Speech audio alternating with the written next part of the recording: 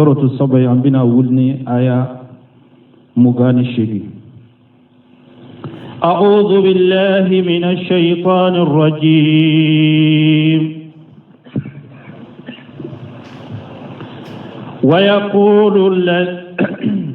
ويقولون متى هذا الوعد إن كنتم صادقين قل لكم ميعاد يوم لا تستأخرون عنه ساعة ولا تستقدمون. بسم الله الرحمن الرحيم، والصلاة والسلام على نبينا محمد وعلى آله وأصحابه وسلم تسليما كثيرا. سبحانك لا علم لنا إلا ما علمتنا إنك أنت العليم الحكيم. أستغفر الله الذي لا إله إلا هو الحي القيوم وأتوب إليه. اللهم انفعنا بما علمتنا وعلمنا ما ينفعنا وزدنا علما. بيكاريسو هجريا بكري أني كمناني أني بناني أني ناني شهر ربيع الآخر من هجرة سانكالوناني نابيسوين يوتاني فلاني ميلادي نصاروكا جاتي با فلاني مغاني فلان سانكالو تاني كلنا بيسوين ووروناي أمبي باكو جيكوروني كولو فلا مسجد السلام كونو. أعوذ بالله من الشيطان الرجيم. ويقولون متى هذا الوعد إن كنتم صادقين.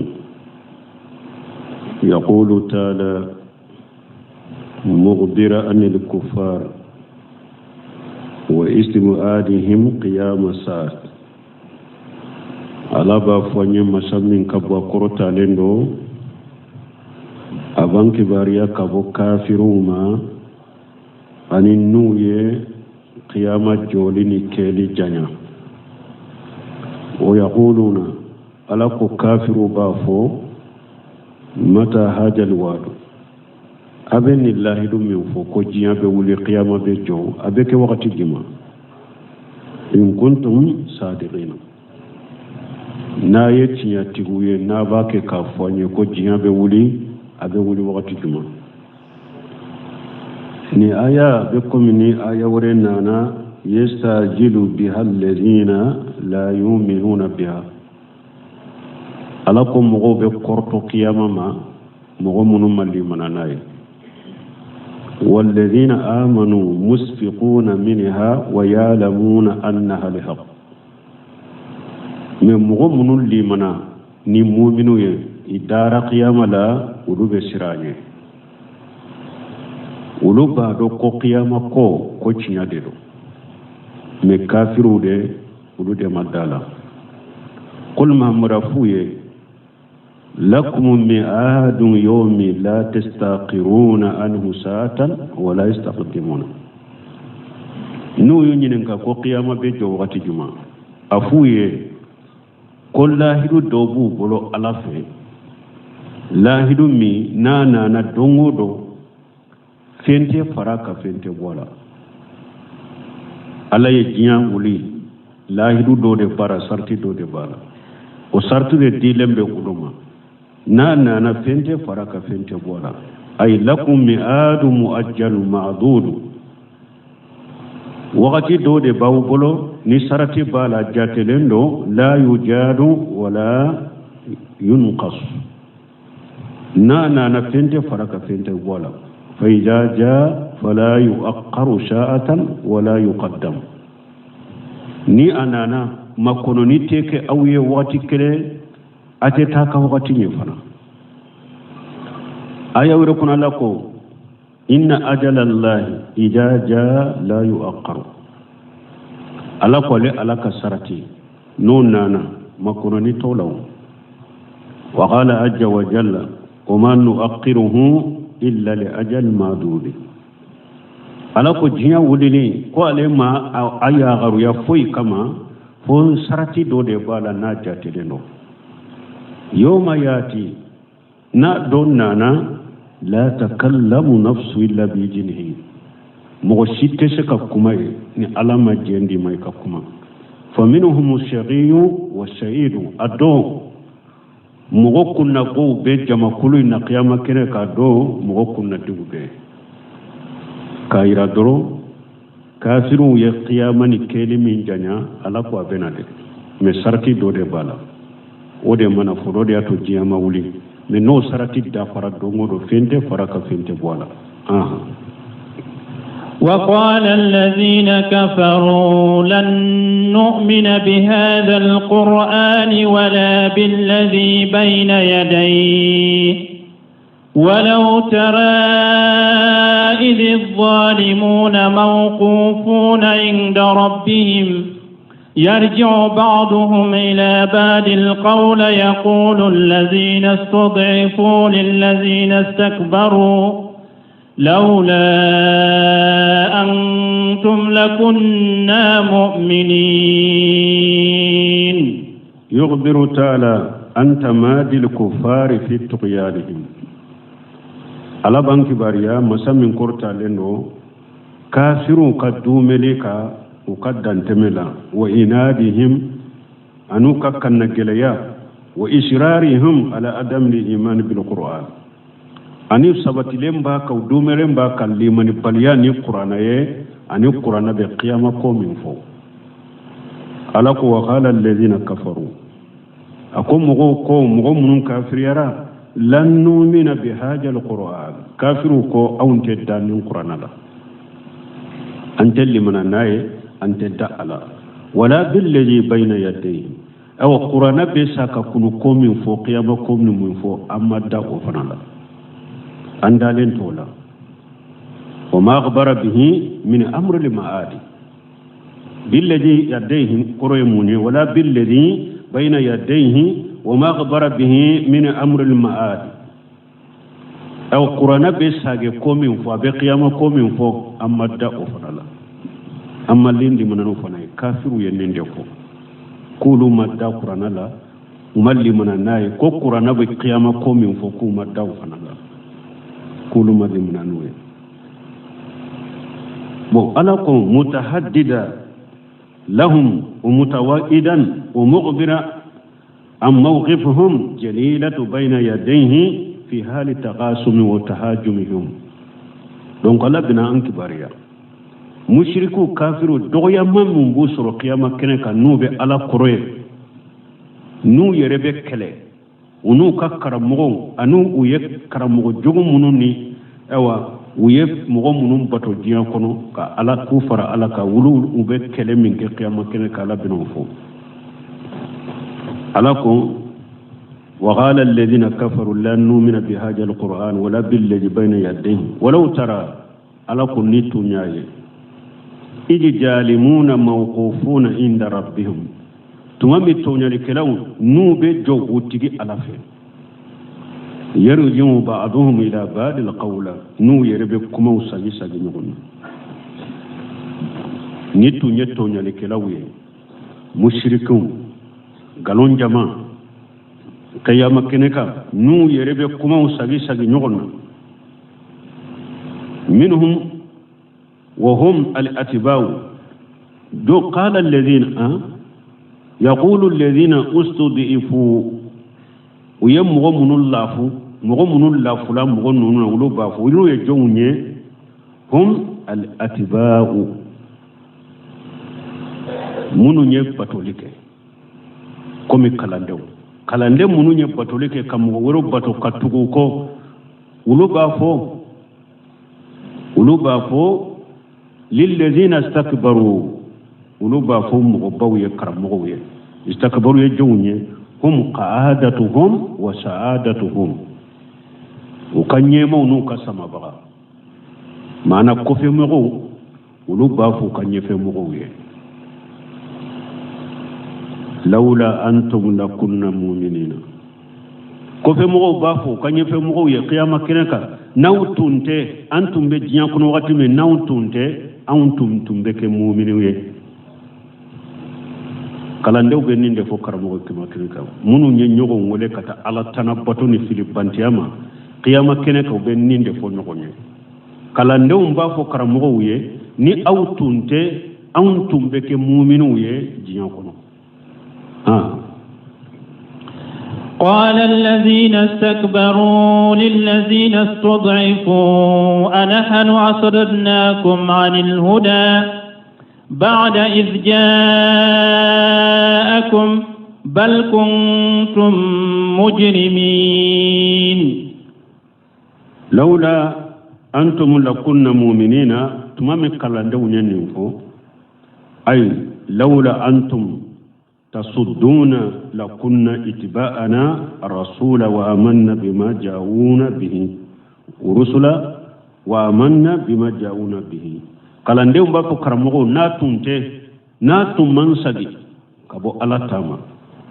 cidew ni min nana antum belli manana ye antum betugo cidew ko jabu nana qala alladhina istakbaru karamogo fanako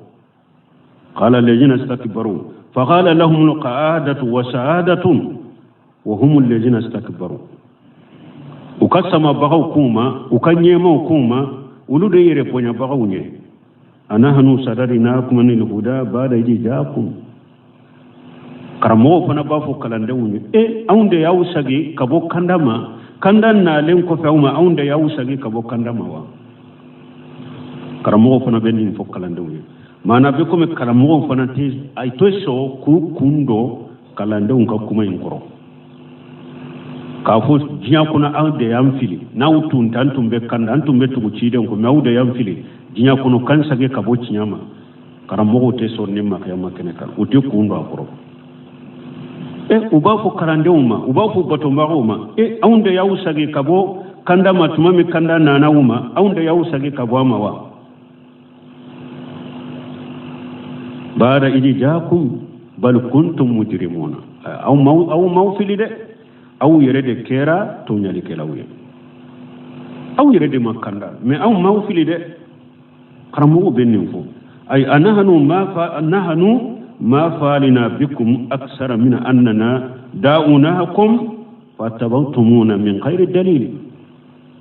كرمو بافو كلاندو ما أو موفل ده parce que jinya kono kanto jinya kono ma fe ngore ke koy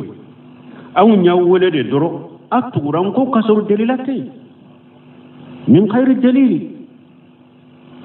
ora tumbal mo kana tugu mo kote de mo chaman fanani alama faram go chaman kay halakilembe bonen jiya kono nin tugu no nya de la si porteria kombe karasa de ko ate chinyaka aben galom min ka ja ko an ka delila karabale nyina tala ka subuha nyina tala ko sabati ni mogo mo dabila qiyama keneka ini ka karmo ni tura min ko abe ninde fo nyogo me qiyama keneka karmo ba fa ma filide awu nyawwele de doro atuguran ko kasoro delate min khairi dalil wala burhan kasoro delilate fuite wa qala futum al adillata wal barahina wal hujaja allati ja'at biha rusuliyan أو يدل لو سوسو أيدل لو سوسو أني دل جلو نوجو شيدو ندل لا منون ناوما أي أولو سوسو أو نيوول دل لا تامبولو بروهانا تامبولا تورانكو أو موفلي ده أي ردا يرفلي لسهواتكم واختياركم لذلك أو يدل لونا ما تشيدو نوجو ندل لونا أوما أو يقولوا سوسو أكن نندي وكوسو أو يقول سوسو أو يردي سوغانتيا كوسو أدي يقول سوسو دل لو سوسو أو تغرامكو أو بنا دا أنكا تقول قياما كنكا يا كون دي يوفلي أو نياولي درات تغرام كما دل لا يراولا أي تشيدو سوسو تشيدو ندل لا جيلو نانا أوما أمونم بانغالندو aw ye ulu soso na kan nin dungoy ana aw yere ka sugantiya mogo ma karaba ku soso aw yere de yu soso aw tugura aw kote delila tambolo haka nan jala de aw maw fili koy ay yere de filila yere de kera tinyali kelaw ay yere de matugu delila ko o de ato khalu bal kuntum mujrimina وكاو يريد كيرا تشنيالي كلاوي أني جنوبو كباو أما أو في لده أكنا دا أنكايا وقال الذين استضعفوا للذين استكبروا بل مكروا الليل والنهار إذ تأمروننا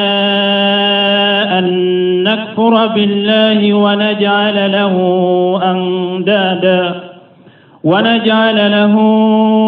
أندادا وأسروا الندامة لما رأوا العذاب وجعلنا الأغلال في أعناق الذين كفروا هل يجزون إلا ما كانوا يعملون وقال الذين استضعفوا هربي بطلقلاوكو كومغوكو كالاندوكو هربي ومن يقوم بلاده كالاندوكو للذين استكبروا ukuka nyemauma ukuka mgobauma munu nyu yereponya jiyakono ka ala tabila bal makaru layli wan nahar aw ko karamoma ukaw da yamfili dere parce que suni tilawde tumbe dabalu ke suni tibile ka ferew tige ka dabalu tige ambe ala tabila togomi ambe delilaw bila togomi ambe cinya bila togomi suni tilawde tumba ko dabali tige kana amma أو بافو تشغلي يا قوم أنفي أي بل كنتم تمكرون بنا ليلا والنهار أو لتنبا أو مرسا أو لتنبا دبلوتك كان أو مسوني تلي وتقرون وتمنون وتقدرون أن على هدى وأن على شيء فيجا جميع ذلك باطل وكذب مبين kanto jinya kono sunu tile awde tumbe aw nege aya marasa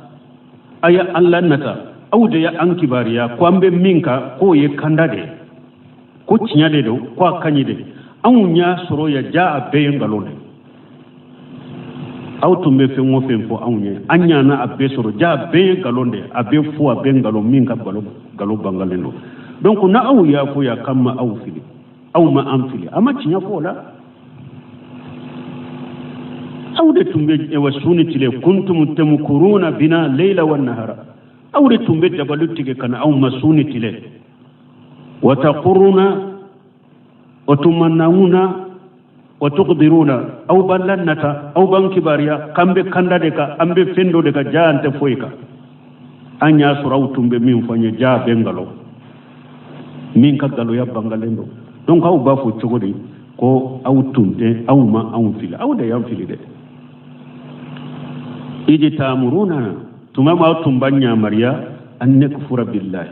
aw de tumbanya mariya kam marasa jiya kuno kan ka kafirani alai wa najalahu andada ko an kabbato fe ngore fara alaka aw de tumbo o fu aw nye kan to jiya kuno o taqumu lana subhan wa asya'a min al muhali tudillunana biha aw tumbe subuhaw ani ko munun te se ka do hakili yere la ni subuhaw ak tumba ka kulude ira awna kan fili nuye aw de tunyen nin ka jiya kono si sa aw de bena fo ko ama an fili ko nyere de fili la nyere don tumba nege sunitile don tumba ke kamarasa don tumba ko an ka kafirani alatai don tumba fo nye kwambe min ka tinyade do aw tumbe na ni subuhaw fana ka subuhaw ani ko munun utese ka do hakela aw de tumbe na ni nu uye amma kan fili nuye bali maharibi filibanti be bidia ko o subuhaw de to bolo ka to ka ko mo aya subuhatu harisa subuhatu sarafu ewa mo munun temina kuma munun be se ka ke subuhatu nu be mo nyagambi nuye haribi mogo filibantu ben nun ko sugu de ta kudu ka kalando man kudu ka jama man nu bu filinay o de fule ka fo tawsir la ya yo man qiyama do mogo tugura mogo ka galonka qiyama be nyugon jabi nin chogolay abe nyugon jabi nin chogolay re ayire de ba fa ka karamugo ye ade yam fil ade tumbe ko nyaga milo yiranda tumbe subu hawirana atumba mbo ada tumba nyamaran ka bola ta kan kala tabila si saw ba fu togodi ko ma am fili ko mo be sage kan ni fo nyefe mo ye kala ndawmi wa sarru nadamata lamma ra'u al ajaba awa ubeyen mi sagunda ukonola tumamu yella jabai ay al jami'u min as-sa'adati wal atba'i kullu nadima ala ma salafa minhu qiyama keneka karamugo yo kalande yo ubenni misra qiyama keneka batuli kila munu nye batuli ke anu ye munu bato ubede ni misra qiyama keneka tumami la jabayira ninte meno bolo jiya kuno benni misra kola wajalina li aqlala fi anaqi alladhina kafaru awanne ala jahannaban nege jologo ni nege surumu ne ala be ake mugo kanna mugo munun kafiran alai wa hiya salashilu allati tajmu aydiyahum ma anaqihim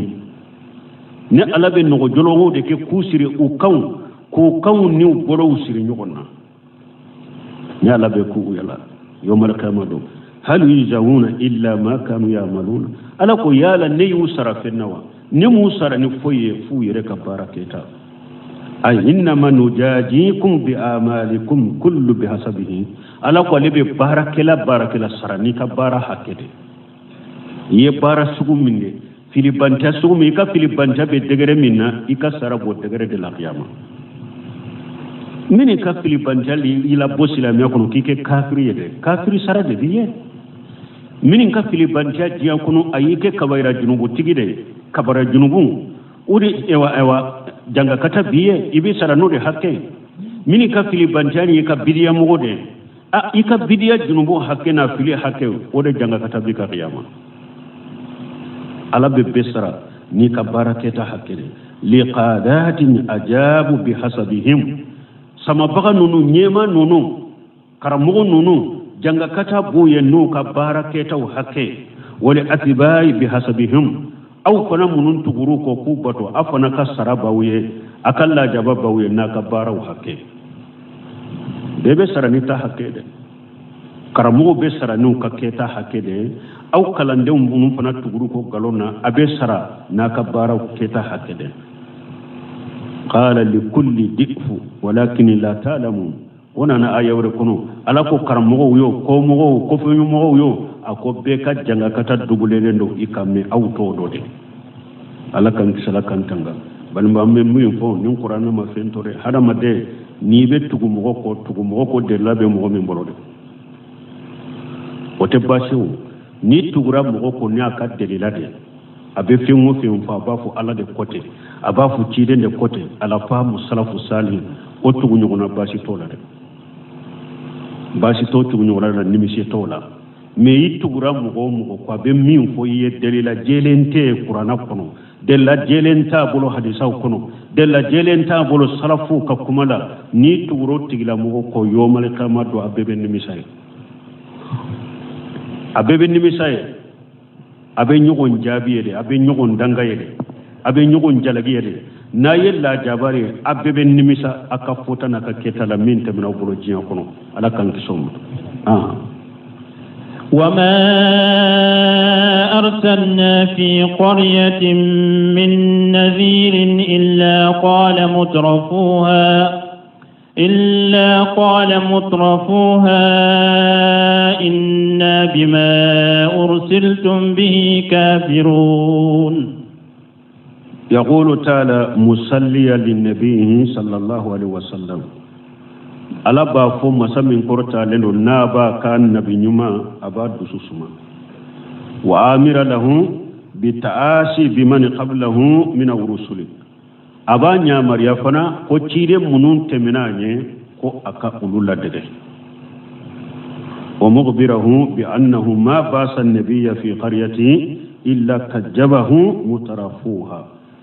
abaki bariya fana kun nabi nyuma shide makci dugu mogoma fudugum mo baw anna fulutin ana nyemaw ana maralikelaw ewa fo ubon nabi nyuma galon tiga yade ko ma damina cidem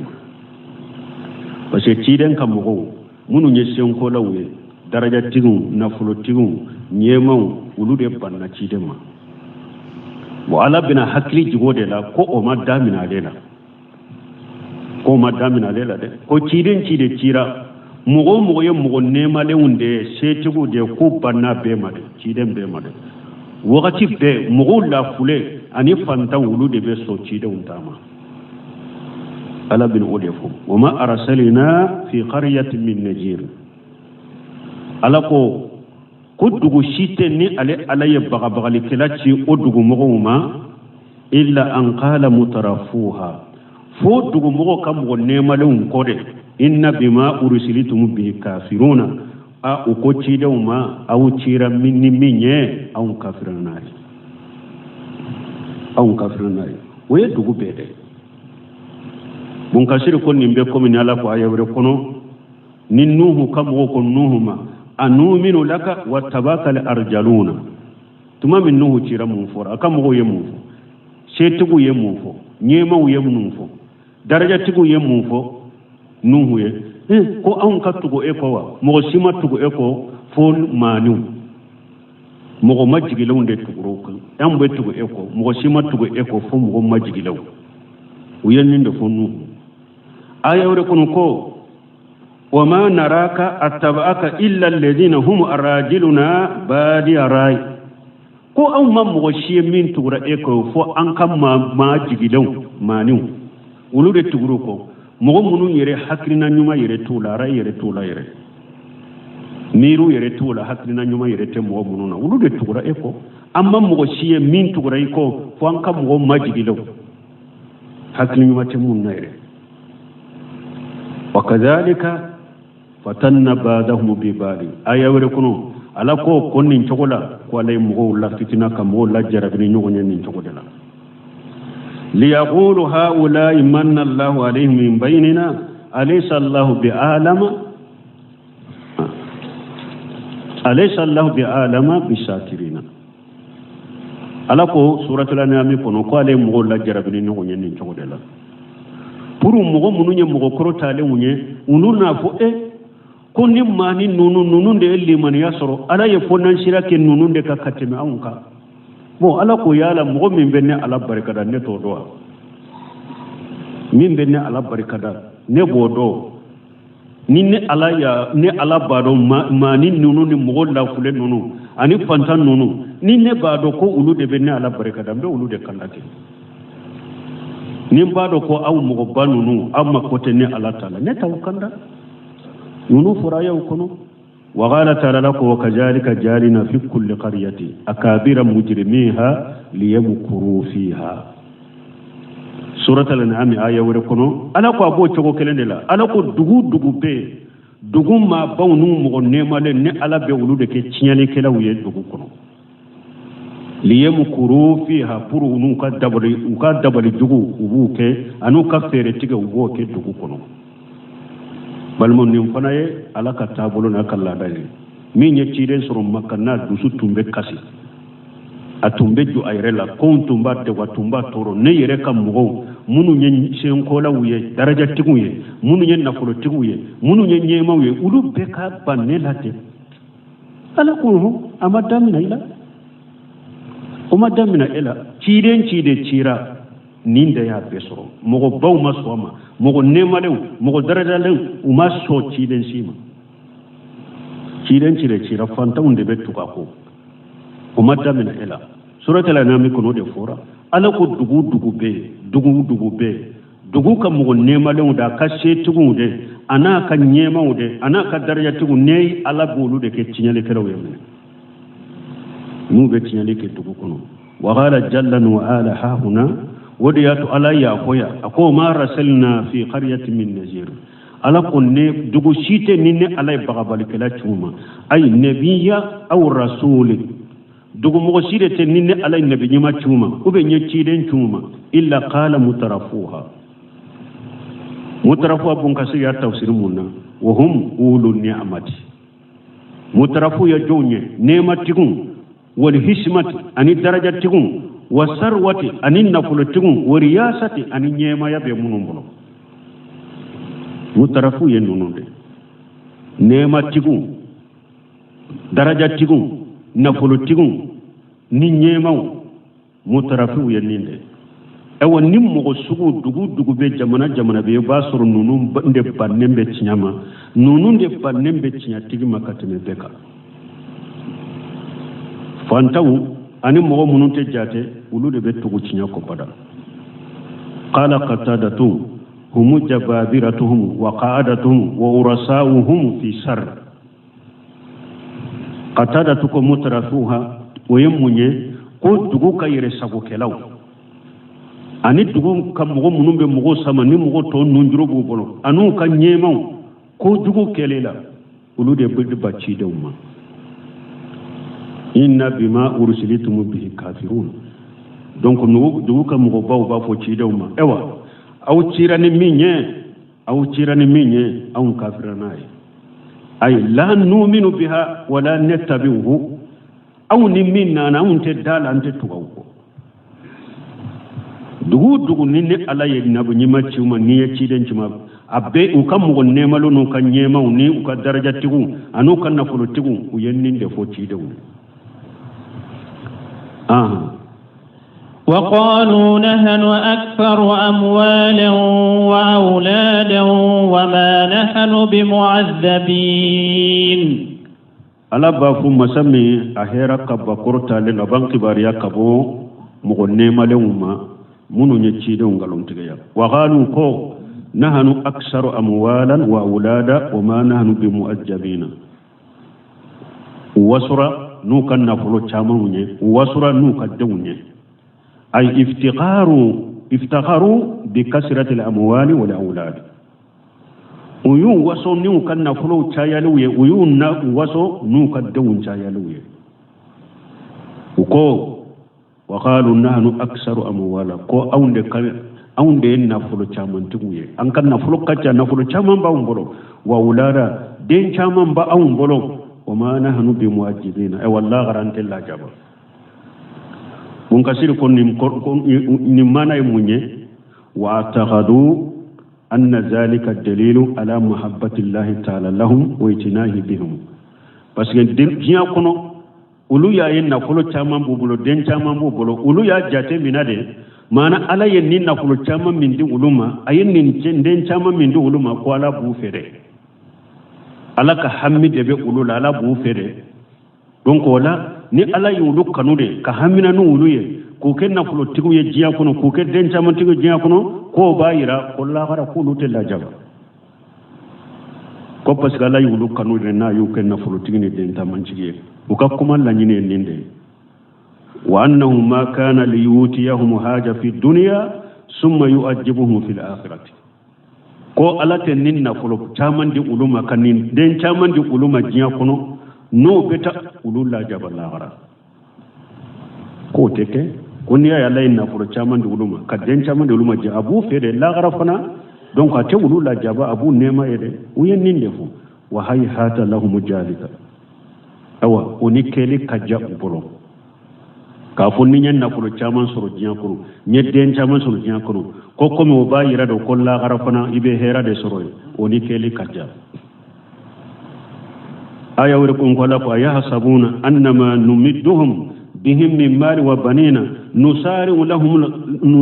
lahum fil khairat bal la yasurun aya wure ko la ko ya la wulu ya miri dewa ne ba ke ka au jidi na fulo chaman minna ne ba fe ka den chaman min di auma au nyana ne hera de telia ka di auma bal la yasuruna ala ko tawma herawiyo me ato dode na fulo chaman be mo dobolo den chaman be no mo dobolo ala ko kana miro ko ne ala hera de kiye ko hera te ko de ko do de ba ko fe me to de do ni kan na fulo chaya ki ka dawun chaya ko do de koso ito do de me hera to kana miro ko ma hera me ko do de ba ko fe to do wa hala tabaraka wa taala aya wure kuna lakum masami hera kacha akorta lenu fala tu'ajjibuka amwaluhum wala auladuhum ala ko cidema ako kafiru ani jiyan nema tigu munun kule ni kafiru nunu o kan na folo nu ka deun kan kabako koy kana kabako wala de inna ma yuridu allah li yu'ajjibahu biha fil hayati dunya ala yalla nyini de kulla jabanu dawnu kan nafulo janya na mayen kono yade watajhaqa anfusuhum wa hum kafiruna unun nabbo kata alama fana kafiru lama wa qad akhbara Allah azza wa jalla an ashabi ta'anika aljannatayn ala yankibar yaw na gufuru fulat diram mu'minuma suratu nun kono annahu kana jamali wa samari wa waladi mogodo de Allah na gufuru fulat dama na fulo tigide tundo iriden chama babolo demba bolo summa lam yughni anhu shay'a mituma malaka la jabana nama oyefenya ya bal suliba jalika kulluhu fi dunya qabla al-akhirati unagufuru otigi minim nagufuru fulatum babolo ala ya be halake kan nagufuru furaim be min ala furo jiya kono ya furo la garani ولهذا قال عز وجل ها هنا ninde koso ni ala koya qul mahmurafuye inna rabbi yubsitu rizqa liman yasha'u wa yaqdiru manam mugo koy ka garjage fesara e kan nafulo chayara e ka dawun chayara قل إن ربي يبسط الرزق لمن يشاء ويقدر ولكن أكثر الناس لا يعلمون قل ما مرافوية إن ربي انتجي على يبسط رزقا لمن يشاء ويقدر على بموكا غرجاغي فنشي مين كا غرجاغي فنشي على جيا وتايرا كوا بي فكوي على بموكا كا غرجاغي كورو مين غرجاغي كورولي على جيا وتايرا فنا كولا تيفي ayuti almala liman yuhibbu wa man la yuhibbu ala ben nafulo di mo ala ben mo min feo ate mo min feo ala ben nafulo di apema wa yaqtaru man yasha ala ben mo ke fantai mi nyaaja wa yuqni man yasha ala ben mo ke setige mi nyaaja wala wala hikmatu tammatul baligha ala boka ka hikima do de kama ka hikima munu sere ndo adamma wal hujjatul qati'atu damiqatu ani aka hujam munu nu usele ndo utanna walakin aksara an-nas la ya'lamun me mo chamante ninde do kafo ala be mo do ka garjage jiya nafulo hera ala badi mo ma be min feo ate min fe ala ba dama abe jiya dama be nafulo dima wotayira ko abife na yimin ke fantay fana abike fantay mu'min ka fantay ya jawtayira ko atife mo chamante ninde do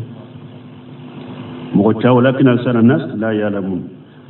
odi atun ko ala ko ayawre kuno wama amwalukum wala auladukum billati tuqarribukum indana julfa وما أموالكم ولا أولادكم بالتي تقربكم عندنا زلفى إلا من آمن وعمل صالحا فأولئك لهم جزاء الضعف بما عملوا وهم في غرفات آمنون ثم قال تعالى وكفى لكم مسامن قرطال وما أموالكم ولا أولادكم بالتي تقربكم عندنا زلفى أو ألاكو أكن نفلون نونو نكدن نونو ولوتي وتسي كاو غري ني ألالا دي كون نفلو چامان بيمبولو وتسي كي غري ني ألالا كون دين چامان بيمبولو وتسي كي غري ني ألالا مغوكودو أي ليست هذه دليلا على محبتنا لكم ولإتنائنا بكم كافون كان نفلو كتشان كدين كتشان على كون ننتد دليلا يكون على باوفد ننتد دليلا يكون على مكو باولا كافون كان نفلو كتشان كدين كتشان وتد دليلا يكون بيفد وتد دليلا يكون على مكو بإلا بس أكان نفلو چايالي أكادون چايالي ulu o tese kaw gerene alala jumambe mo gere alala abina fo ayala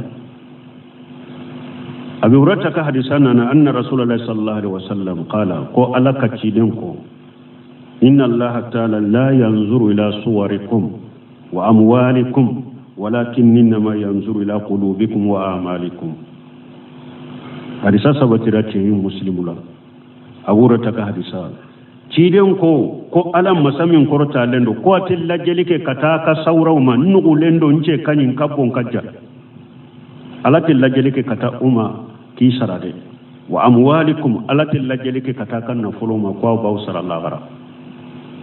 ay lagara alati mugo sara nkabbon kajja nce kanya ay ati sara noye lagara alati mugo sara kun kan na fulu kajja alati lajelike kataka saurawma alati lajelike kataka na fuluma ولكن إنما ينظر إلى قلوبكم وأموالكم من ألا باللجلك كتير جمما كيسر ناي دسكو أنا كباركتهم أو دسكو ألا باللجلك كتاو دسكوننا أنا كباركتهم لمن يمن تنبي دسكون كنو توحيد من تنبي دسكون كنو ألا كانوا من تنبي دسكون كنو ألا كدينا كانوا من تنبي دسكون كنو ني دسكون كلاس من تنبي ألا كولا ألا بود اللجل كيسر أني كباركتهم ye bara munuke sarabo de kala bode lajire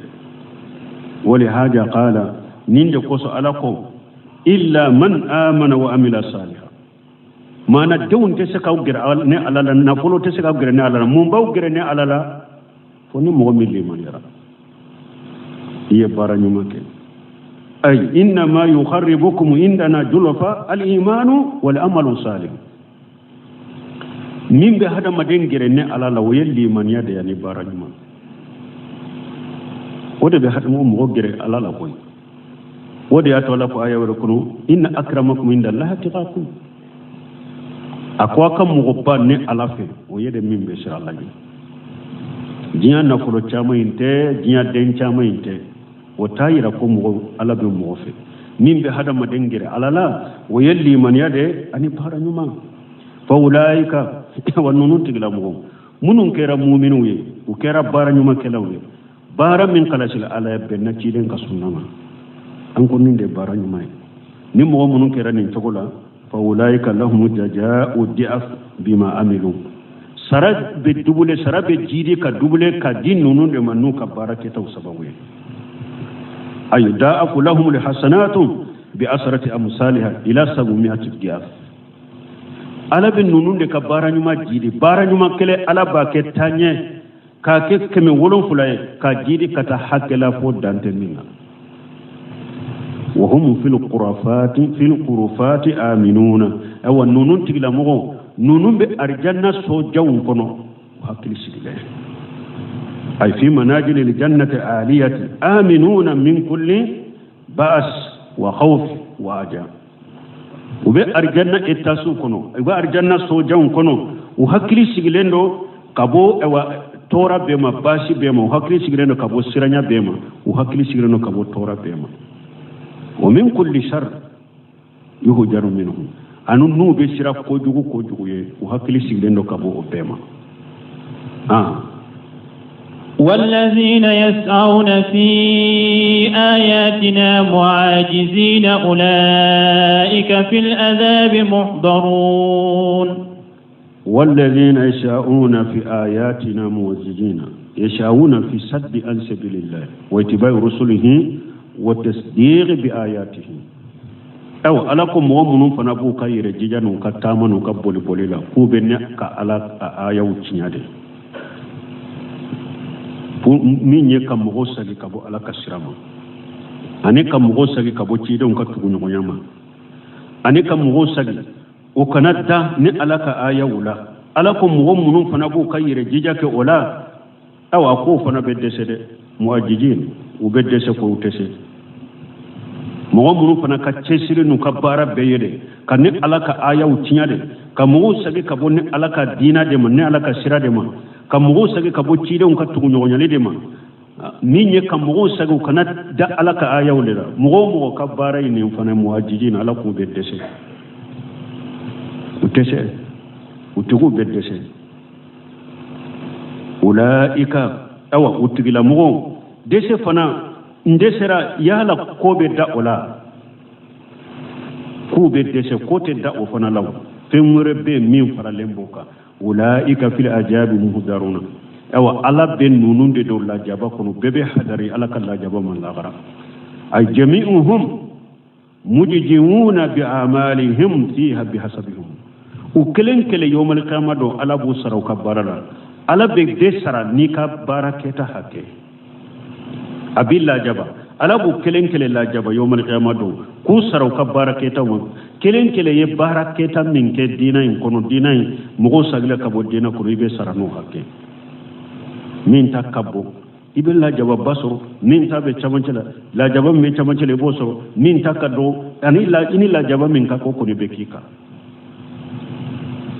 donc wala ya yiraya kafir be dugu koloka nube ewa qur'an nan ni munu fule katilongu ken qur'an wiyo ka fere utige ka dabali tuwe ka situ daile ka mo la sika qur'an la ka mo la sika dina la wu yere shege mo jigina ala ko tesho na ya suru mo be sen islamiya la ka duga ka bojiya ko na be shawma ate shamma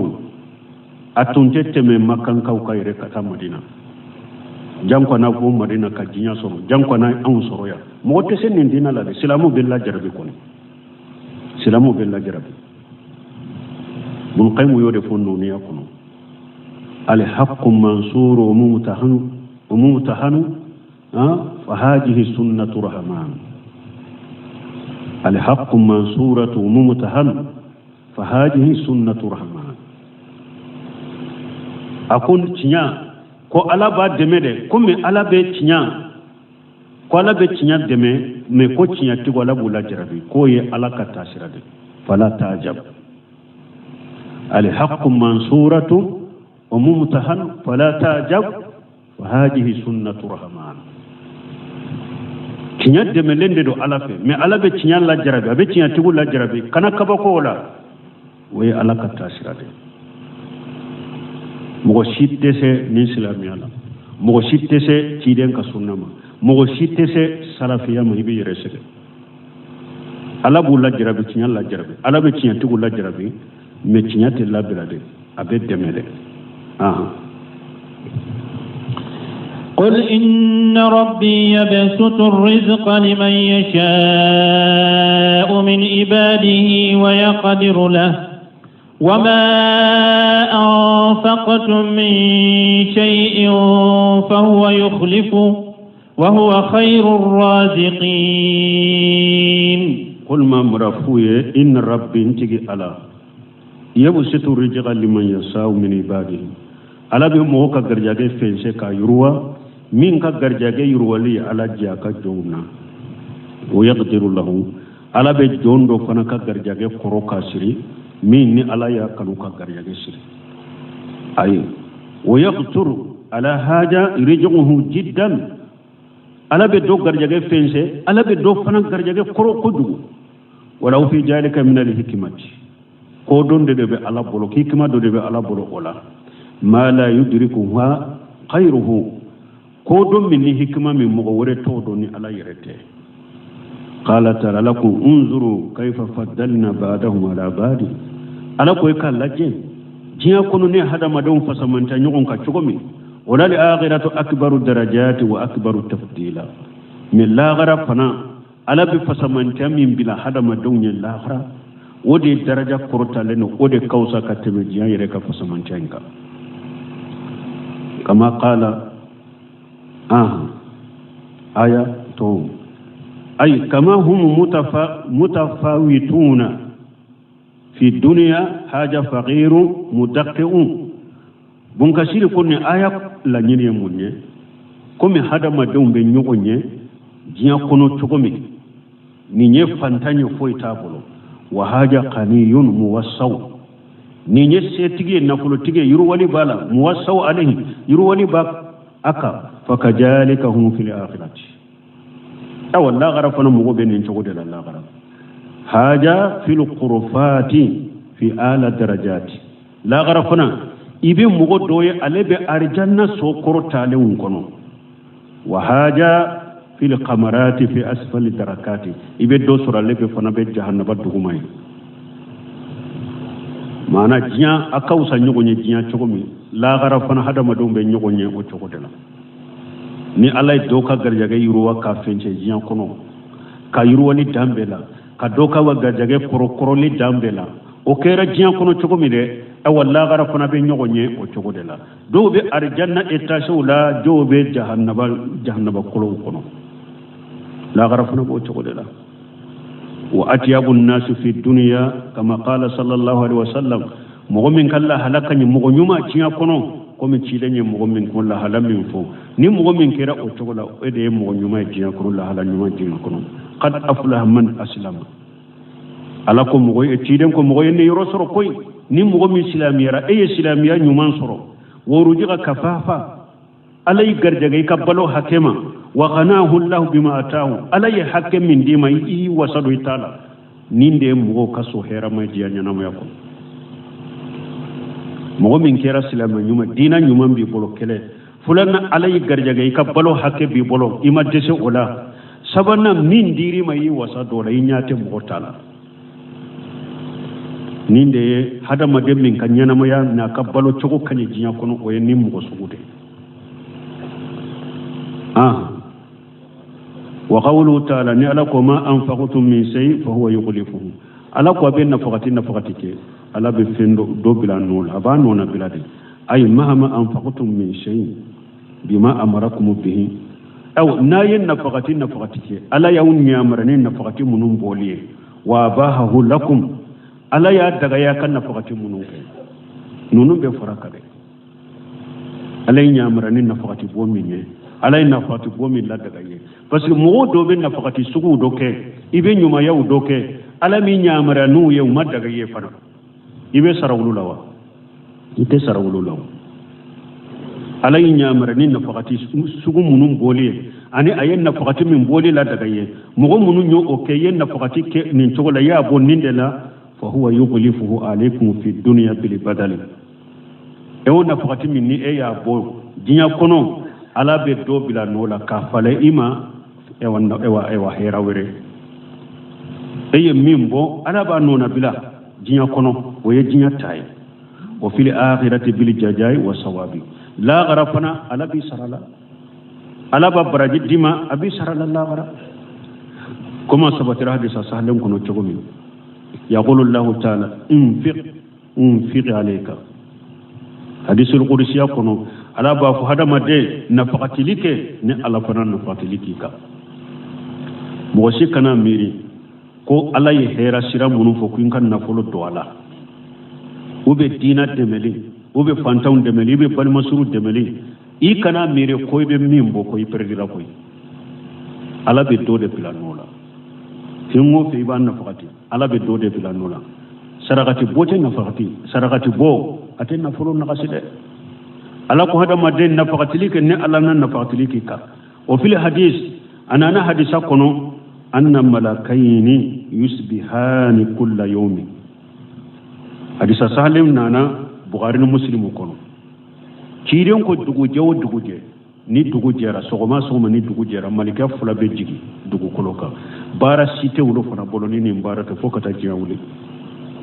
sogoma ni malika fula be jigi dongodo yaqulu ahaduhuma malika fulay malika do yimbako allahumma aati mumusika talafa abafun tigi ala min ni e ala ye shekaye ko akan na fulo do yoromi akan na fatika do yoromi na abake kaminata do ya akan na fulo ciya malika ka dawbe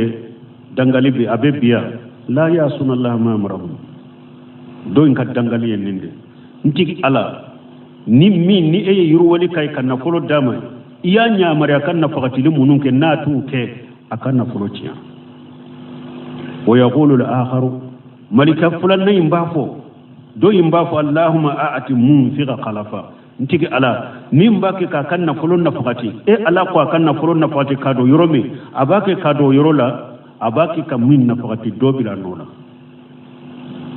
abe fengo fembo anona bila do bila nola malika do imbe ni fana fo donc ima yembal mon ni hada madawun do be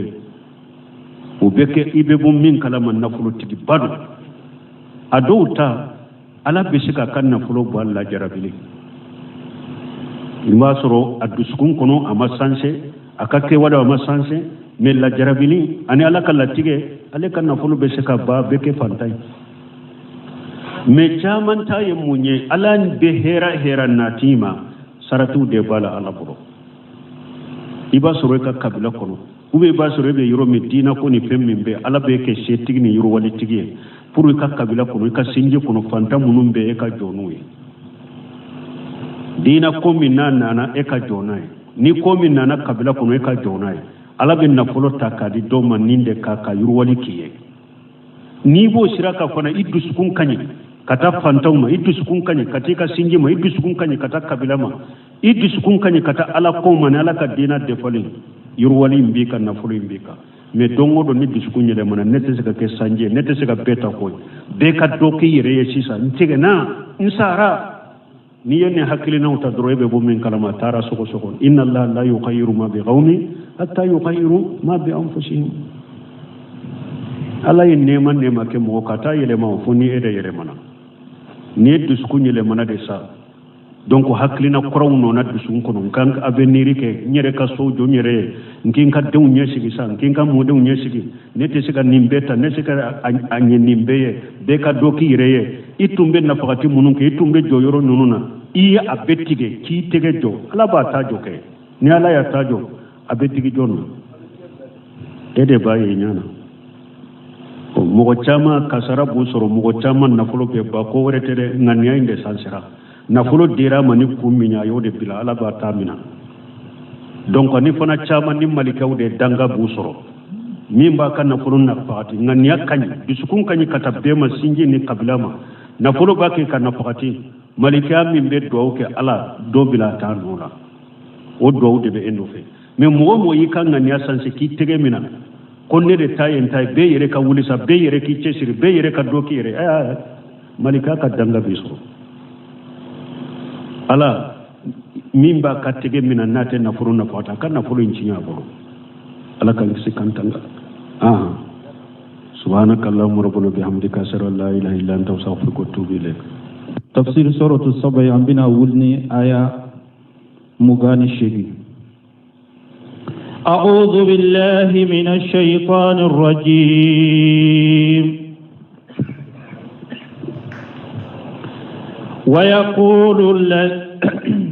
ويقولون متى هذا الوعد إن كنتم صادقين قل لكم ميعاد يوم